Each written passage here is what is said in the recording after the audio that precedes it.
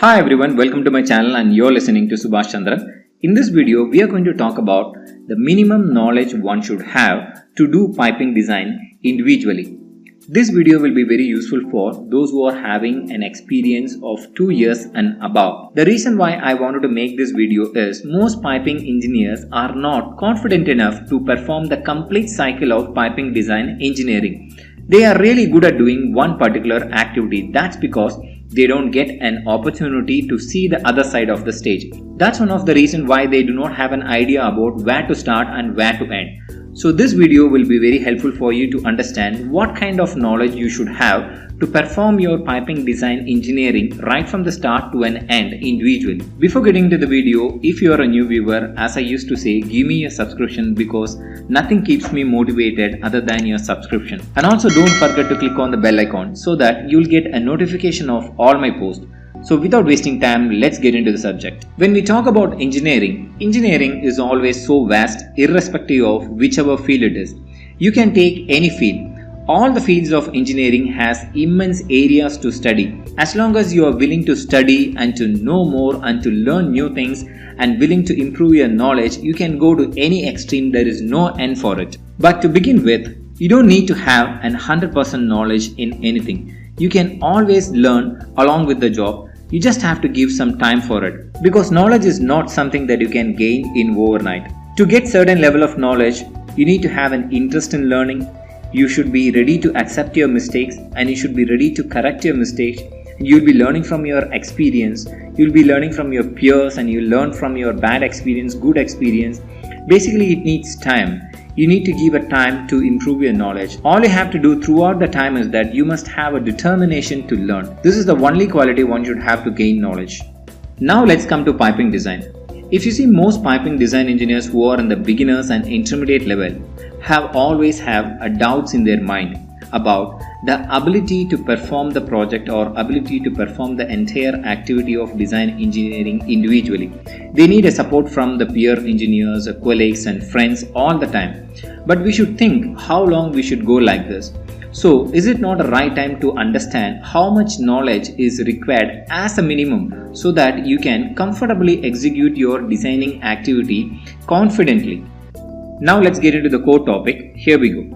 Now I'm going to list down few topics which are nothing but the minimum knowledge one should have to perform any piping design engineering activity individually. The first topic is engineering process. One should know about the engineering process of any project.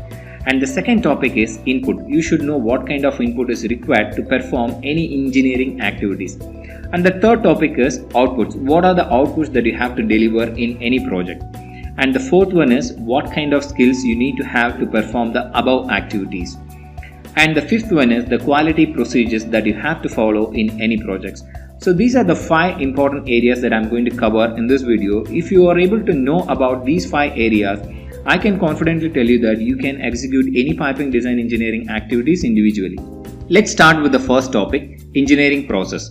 What is engineering process? It is nothing but the series of activities to be done by different disciplines are all well coordinated and arranged in such a way to complete the project on time. And these activities could be done either in sequential way or it could be done in parallel way. Which means that sequential way is nothing but only after completing one particular activity you will be able to start the other one. But parallel activities are something that you can start 2 different activities at the same time. And these activities may vary for different projects also because we have 2 major classifications of projects. One is a greenfield projects and other one is a brownfield projects. Greenfield projects are nothing but the brand new designing and construction for a new plant. Basically, there will not be an existing plant. You will be constructing the brand new process plant. And brownfield projects are doing a modification in the existing plant. This is known as brownfield projects, which are further classified into different types known as an expansion. Expansion, it could be either termed as a green or it could be a brownfield as well. But in general, expansion is nothing but you are going to expand the existing plant to increase the productivity of the plant, which means that you will be bringing a lot of new equipments, piping, instrument, electrical. Basically, you will have a new plant within the existing plant. And the second project type is a demolition. Demolition is nothing but completely demolishing the outdated plants which is not giving them that much of a productivity which are expected in the industry. And the third type is the replacement type. Replacement type is nothing but replacing the worn out equipments, piping, instrument, electricals, or these are known as a replacement type. And the fourth type is a refurbishment. Refurbishment is more or less like a renovation, renovating the plant in an expectation to run this plant for another certain years. So this is known as a refurbishment. So what I want you to understand from this is the series of activities that I have mentioned could basically vary based on the type of project. So it is essential to understand the engineering process of a particular project. So where do we find this engineering process? Engineering process you will be able to identify in this document. The name of the document is project plan. Either it could be termed as a project plan or it could also be termed as a planning schedule. It varies from companies to company. Basically, this is a document which shows the list of activities that are to be executed in a certain time. This is an example that I am showing you on the screen actually, which lists out the piping deliverables, which starts with the plot plan, and then it goes to an unit plot plan, and then piping GA and civil information. Basically, you will be able to identify the start date of this activity and the end date of this activity. This is very important for beginners and intermediate level engineers to understand the sequential process of this engineering, so that you will be able to understand what you have to deliver at the beginning of the project and the intermediate stage of the project and the end of the project. So this will give you an idea about the complete execution of your project. If this document is not available in your company, then you have to rely on your senior engineers. Basically, these documents are prepared after taking an input from the senior engineers. And if this document is not available in your company or company is not producing this document, don't worry about it. You can always ask this information to your senior engineer at the beginning of the project. So what this document exactly tells you? It tells you the list of activities that you should do in a project, so that you don't have to worry about what activity to be done next actually. It also shows you the activities of other disciplines. I have only shown you the piping activities, but this is a document. It's a project document which will list all the activities that are to be done in a project, and so that you will be able to get the idea of other project, other discipline deliverables as well. And this will also give you a dates actually, when to start and when to end, so that you will be able to understand your time limitations, how much is available for you. Basically, it gives you an idea about when the project starts and when it ends, so that you will be completely in line with the project schedule. And the next topic is inputs. What are the inputs required for you to start your project? This could be classified into two major types: primary inputs and secondary inputs. What is primary inputs? Primary inputs are something that you cannot start your project without this information. And secondary inputs are inputs that you can even receive during the later stage of projects or during the project actually. But primary inputs are mandatory inputs without which you cannot start the project. Let's see what are these inputs are. Primary inputs. The first input of the primary input is project specification, which is nothing but it's a document with a detailed scope of work. You will know what you have to do. You will know your scope of work, how many equipments, how many pipings. Basically, this gives you an idea about the overall project with schematics to get to understand the overall scope in a very easiest way. Basically it is for a quick understanding of the overall project actually. So this is the first document you should have to start, so that you will be able to understand your project basically, so that you can conveniently start it. And the second input you need is a process flow diagram, which is also referred as a PFD. Those who do not know about what is process flow diagram, I have already made one video of this particular topic actually. I think these are one of the few first videos that I have posted, which is nothing but it gives you an understanding about the overall process, so that you will be able to understand the relationship between the process flow between different major equipments. Basically, this is a drawing which gives you an idea about the flow between different major equipments and how many major equipments are involved in a project. Basically, you will be able to understand the complete process of a particular unit. And the third input is P&ID. P&ID is one of the primary input that is required for a piping design to start basically, which is known as a piping and instrumentation diagram. This gives you a detailed process diagram, so that you will be able to identify each and every small lines, even drains, vents and bypass lines. In PFD you will not be able to understand the secondary lines, but in P&ID gives you a complete detail about the entire piping systems basically, and it will also gives you details about instrumentations and the control systems. And the fourth input that you need is a line list. Line list is nothing but a document that lists out the scope of lines. How many number of lines? Say for an example, if there are 100 lines in a project, the line list will show the list of line numbers so that you will be able to identify these line numbers with respect to the P&ID. And moreover, it also gives you an information about the design conditions such as design pressure, temperature, and insulation type, and density. So this gives an enormous information about the individual lines. And the fifth input you need to have is a piping class specification, which is also referred as a piping material specification or piping spec in different companies. It varies from, basically these are known as a piping class specification. This document basically defines the MOC of the material, which is nothing but the material of construction, so that you will be able to understand whether it's a carbon steel or stainless steel or alloy steel, what type of material it is. And moreover, it exactly gives you the specification of the piping component so that you can use these specifications in your drawing. So this is the very important document that you need to have to start a piping design activity.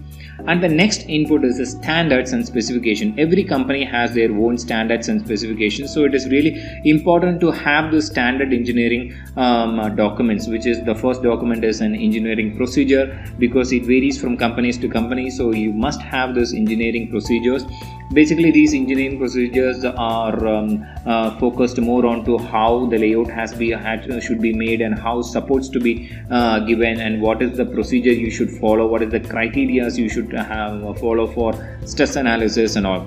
And it also varies from client to client. So it's really, if you're working with the different clients, then you need to have this document for a different client, so that you don't miss the particular requirements that are called out for by a particular client. Then we have secondary inputs. Secondary inputs are inputs that are not required at the beginning of the project, but it is still required at the amid of the project. So what are these inputs? These informations are something like vendor informations of an equipment, valves and piping specialty items, and informations of instrumentations such as size and dimensions, rating and end connections, because different instruments has different end connections. And the details of control valves, the details such as sizes, dimension and rating of the control valve. Basically you should have the drawing of the control valve. These informations are generally driven at the beginning of the project, but you will get the final information only at the later stage of the project, at the nearly to the end stage of the project, or at the middle of the project. These are the minimum inputs that are required to start any piping design activity. As long as you are good and knowledgeable enough to read these documents, then you will be able to start the piping design activities comfortably. Then we have the next topic, outputs.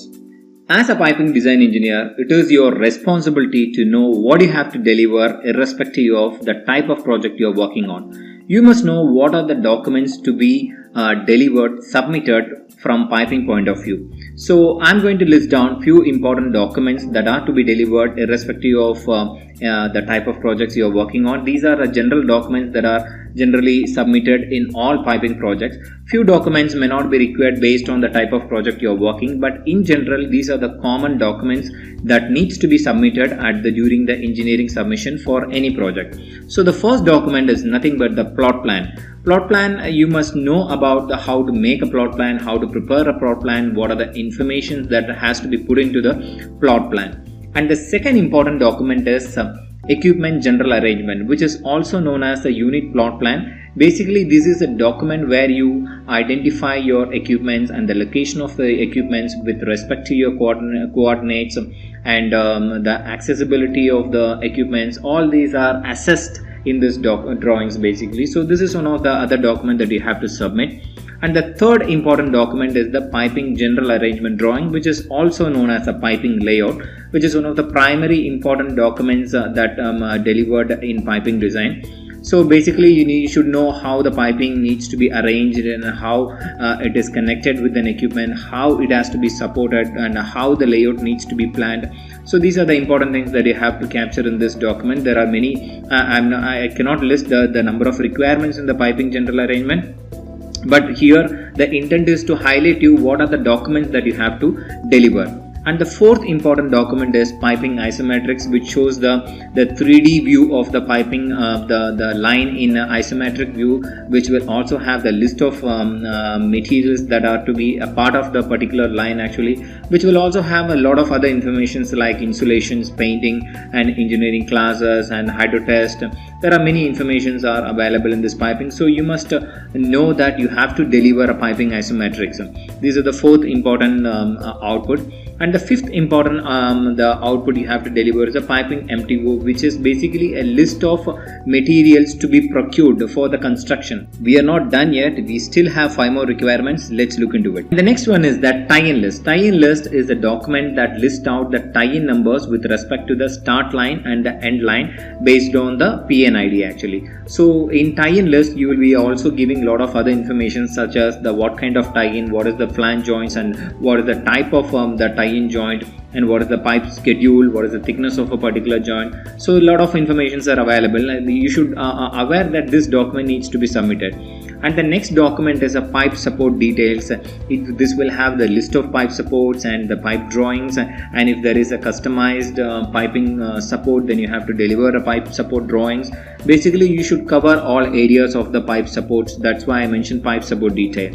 And the eighth important document is data sheet and spec of piping items actually. So there are a lot of piping specialty items such as strainers, filters, and there are a lot of piping items that generally comes in the piping system. So you have to prepare a data sheet, and the specification of these documents needs to be submitted at the end during the engineering submission, so that the client will have an information about it. And the ninth important document is an approved vendor drawings. As I said during the input stage actually, you may require a vendor drawings for equipments and valves and other specialty items. But it is your responsibility to finalize this vendor drawing and to give an approval for this vendor drawings and submit this vendor drawing to the client, so that the client knows that you have approved, you have evaluated a particular vendor drawing and you have approved from your end as a part of a design engineer responsibility. And the last one, which is nothing but an engineering report. Engineering report generally summarizes your engineering activities, what you have to do in construction, whether it's a shutdown activity, non-shutdown activity, what are the different activities involved, and what are the testing requirements, hydro testing requirements, pneumatic testing requirements, painting requirements.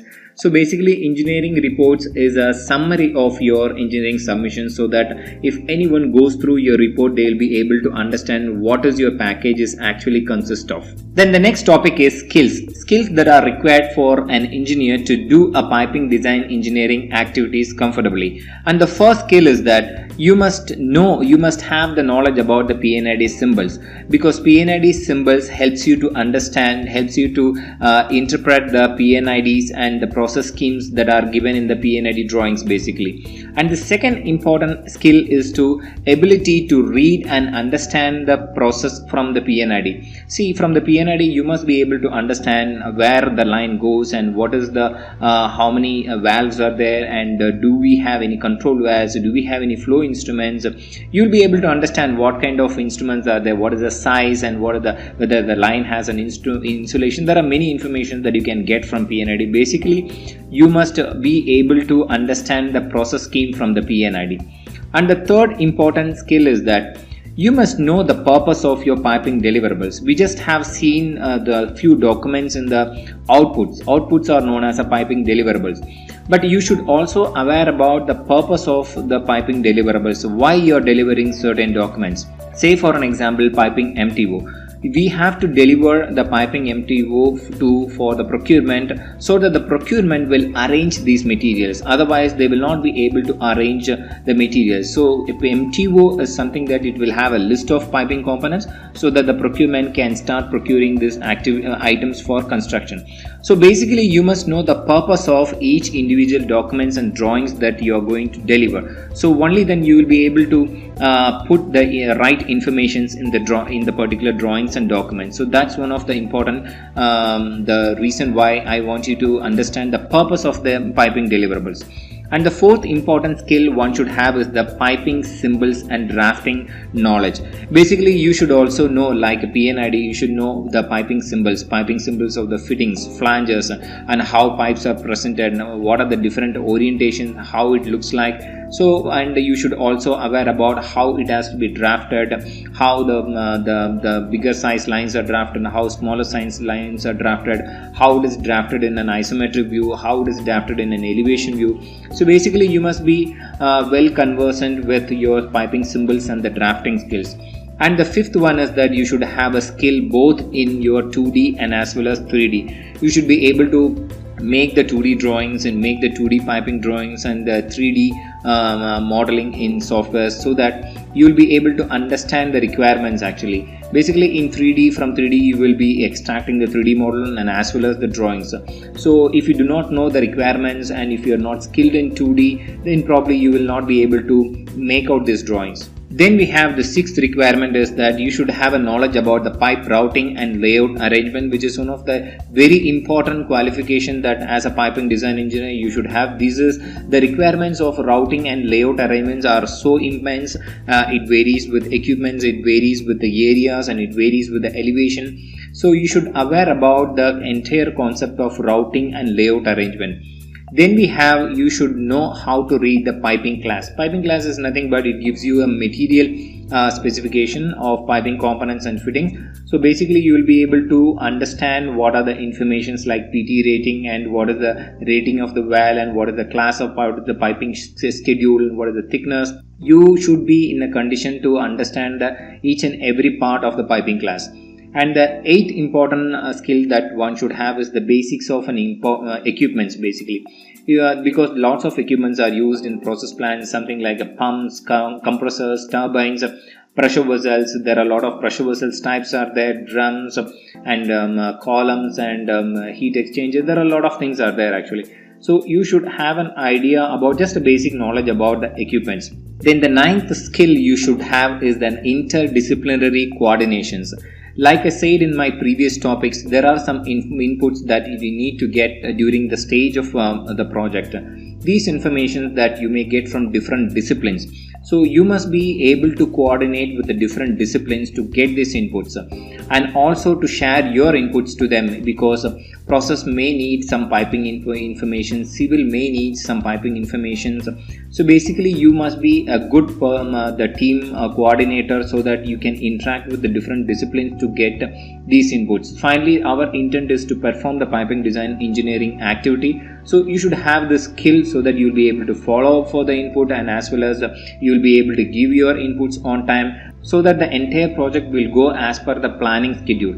The 10th skill is to prepare an engineering report. Basically, engineering report varies from project to project, but the responsibility of a piping design engineer is to understand what kind of input needs to be fed into this engineering report. So you will be able to prepare the engineering report individually. You should know what are the inputs, what are the information that has to be clearly mentioned in line with your project specifications.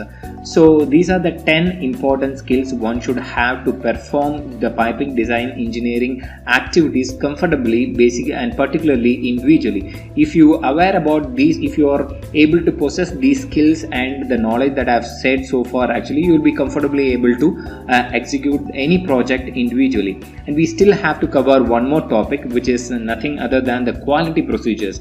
Any engineering project will have some quality schemes and quality steps, so that they will ensure the documents and drawings are in line with the company's procedure and company's engineering documents and company's engineering quality systems basically. So one of the first important thing that you need to aware about is the drawing, checking and review. Say for an example, in piping also we have this drawing checking stage. Drawing checking stage, it is done with the different levels actually. The first level is done by the maker of the drawing. The drawings, whoever prepares the drawing will review the drawing, and the second level it goes to the checker. Drawing checker is a specialized engineers or designers that are qualified to check the drawings, and once after it gets checked with the checkers, and it goes to the further level, the superiors actually. So you must be able to understand the procedures that are to be followed in drawing, checking and review.